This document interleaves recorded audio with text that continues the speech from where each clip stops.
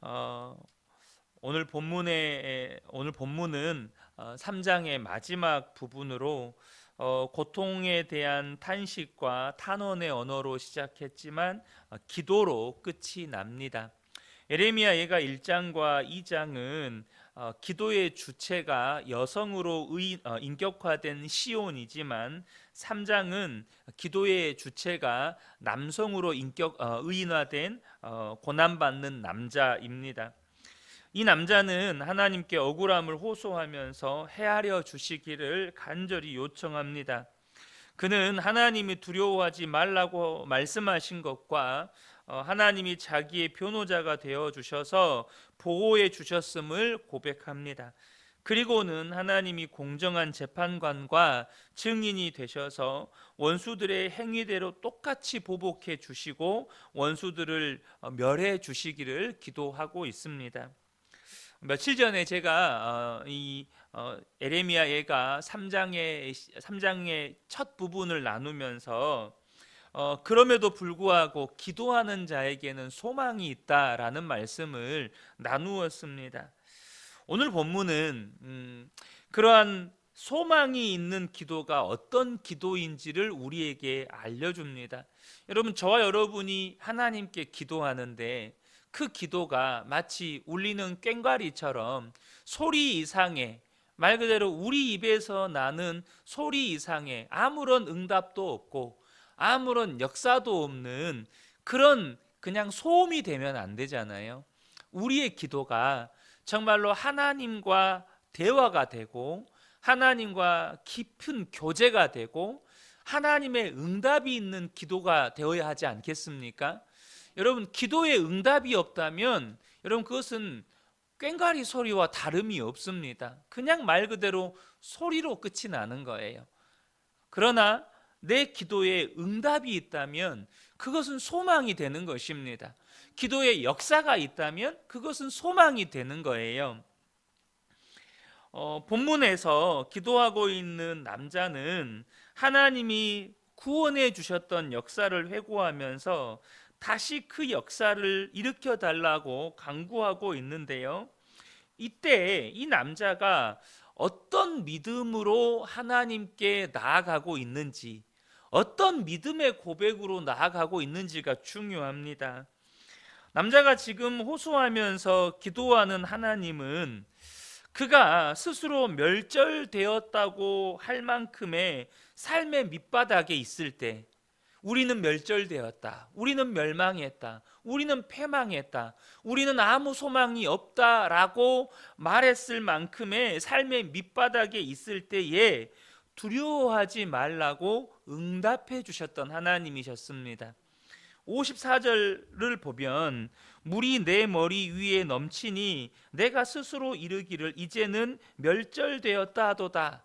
그가 스스로 자신을 돌아볼 때 우리는 망했다, 우리는 멸망했다, 우리에게는 소망이 없다 라고 말했던 그때에 57절을 보면 내가 주께 아랫날에 주께서 내게 가까이 하여 이르시되 두려워하지 말라 하셨나이다. 그러니까 스스로가 나는 망했다라고 말할 때 하나님이 나에게 오셔서 뭐라고 말씀해 주셨어요? 두려워하지 말아라, 이렇게 말씀해 주시는 하나님이셨다는 것입니다. 그러면서 다시 한번 자신의 탄식과 부르짖음에 귀를 열어달라고 기도하는데 남자가 이렇게 고백을 합니다. 55절 56절에 여호와여 내가 심히 깊은 구덩이에서 주의 이름을 불렀나이다. 주께서 이미 나의 음성을 들으셨사오니 이제 나의 탄식과 부르짖음에 주의 귀를 가리지 마옵소서. 그러니까 다시 한번 하나님을 향해서 믿음의 고백을 하는데 뭐라고 고백하냐면 남자가 주의 이름을 부를 때 이미 하나님은 그 남자의 음성을 들으신 하나님이셨다는 것입니다. 과거 그가 스스로 우리는 이제 멸절되었다, 우리는 망했다, 우리는 더 이상 소망이 없다라고 말할 때 나에게 가까이 오셔서 두려워하지 말라고 위로해 주시는 하나님이셨고, 지금은 동일하게 내가 정말로 탄식하며 부르짖을 때 이미 하나님은 나의 모든 음성을 들으시는 하나님이시라는 것입니다. 여러분, 소망이 있는 기도는 도대체 어떤 기도일까요?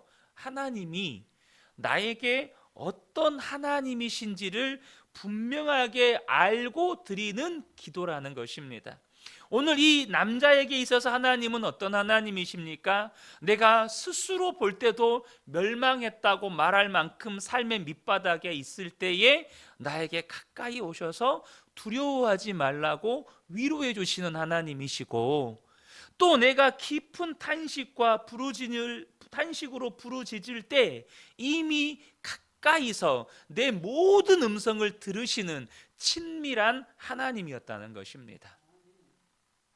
여러분, 여러분에게 하나님은 어떤 하나님이십니까? 오늘 이 에레미야 애가의 남자로 의인화된 이 기도자가, 하나님은 나에게 위로해 주시는 하나님이시고, 하나님은 나의 모든 탄식과 나의 모든 부르짖음을 이미 들으시는 친밀한 하나님이라고 고백한 것처럼, 여러분에게도 하나님은 그런 하나님이십니까? 여러분, 우리가 기도할 때 도대체 내 기도를 들으시는 하나님은 나에게 어떤 하나님이시냐라는 겁니다. 여러분, 나에게 어떤 하나님이신가를 알려면 지금 방금 읽었던 54절 57절은 이 남자가 과거에 하나님께서 나에게 어떤 은혜를 베푸셨는지를 지금 돌아보고 기억하는 것입니다. 마찬가지로 여러분에게 있어서 하나님이 어떤 하나님이신지를 알려면 여러분의 지난날의 삶 가운데 하나님이 나에게 어떤 은혜를 베풀어 주셨는지를 여러분 곰곰하게 되새기면서 기억하는 것이 중요합니다. 여러분, 하나님께서 여러분의 삶에 어떤 은혜를 베푸셨습니까? 그 하나님을 기억하고 그 하나님을 다시금 하나님 앞에 고백하는 것이 너무너무 중요합니다. 하나님, 내가 그때 그렇게 깊은 절망에 있을 때 하나님 나에게 찾아오셔서 이렇게 위로해 주셨잖아요. 두려워하지 말라고, 내가 너와 함께하고 있다고, 내가 여전히 너를 포기하지 않고 너를 사랑하고 있다고, 내가 너의 모든 기도를 다 듣고 있다고 하나님 그렇게 말씀해 주셨잖아요. 적어도 이 에레미야 애가 속에서 나타난 그 남자에게 있어서 하나님은 나를 위로하시는 하나님이시고 내 모든 기도를 들으시는 하나님이셨어요. 그 하나님께 지금 기도하고 있다는 것입니다. 여러분, 이 새벽에 여러분이 기도하시는 하나님이 나에게 어떤 하나님이신지를 다시 한번 기억하고 여러분 그 하나님을 붙잡고 나아가 기도하는 저와 여러분 되시기를 축복합니다. 그 하나님은 다 알고 계시고 다 보고 계시고 또 다 듣고 계신다고 오늘 남자는 고백합니다. 59절부터 62절을 보면 여호와여 나의 억울함을 보셨사오니 나를 위하여 원통함을 풀어 주옵소서. 그들이 내게 보복하며 나를 모해함을 주께서 다 보셨나이다. 여호와여 그들이 나를 비방하며 나를 모해하는 모든 것 곧 일어나 나를 치는 자들의 입술에서 나오는 것들과 종일 나를 모해하는 것들을 들으셨나이다. 오늘 이 남자가 하나님을 향해서 지금 고백할 때 지금 계속해서 반복돼서 나오는 말이 하나님이 다 보셨고 하나님이 다 들으셨다는 겁니다. 그 말은 뭐죠? 하나님이 다 알고 계시다는 거예요. 다 보셨고 다 들으셨으니 하나님이 다 알고 계신다는 것입니다. 여러분, 이 말이 무슨 의미입니까? 지금 이스라엘은 멸망했습니다. 누구에 의해서요? 바벨론에 의해서 멸망을 당했습니다. 그런데 하나님께서 이 바벨론을 유다를 멸망시키는 심판의 도구로 사용하실 때 하나님께서 경계를 정해 놓으셨어요. 경계를 거기까지 유다를 멸망시키는 것까지. 그런데 그들의 악행은 도가 지나쳤습니다. 그들은 도가 지나쳤어요. 말 그대로 이 유다를 향해서 온갖 조롱과 비방과 또 잔인하게 짓이기고 그렇게 했다는 거예요. 그래서 61절 62절이 그들이 나를 비방하며 나를 모해하는 모든 것, 그들의 입술에서 나오는 그 모든 말들을 하나님이 다 보셨고 들으셨다고 지금 고백하고 있는 거예요. 여러분, 이 말은요 지금 뭘 의미하냐면 악인들이 활개치고 다님으로 인하여서 하나님의 백성들이 고통당하는 것을 하나님은 견디지 못하신다는 것입니다. 지금 기도하고 있는 이 남자는 하나님은 자기 백성들을 향한 악인들의 모해와 음모를 다 아시면서도 결코 참으실 리가 없다고 믿었다는 거예요. 이 말은 바로 공의의 하나님, 곧 하나님의 성품을 신뢰했다는 것입니다. 여러분, 남자는 기도하면서 하나님의 이 공의의 성품을 신뢰했습니다. 여러분, 우리가 기도할 때 이처럼 하나님의 성품을 신뢰하면서 기도해야 한다는 것입니다. 이것이 소망이 있는 기도라는 거예요. 여러분이 하나님께 기도할 때 그 하나님은 어떤 성품의 하나님이십니까?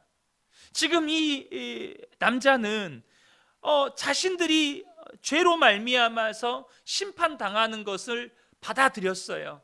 그래서 그 속에서 하나님 앞에 회개하며 그들의 악한 죄에서 돌이키고 있습니다. 그러나 그들을 심판하는 바벨론의 그 도가 지나치는 악행에 대해서는 하나님이 결코 참지 않으실 거라는 것, 하나님이 공의의 하나님이신 것을 믿고 신뢰하며 기도하고 있다는 것입니다.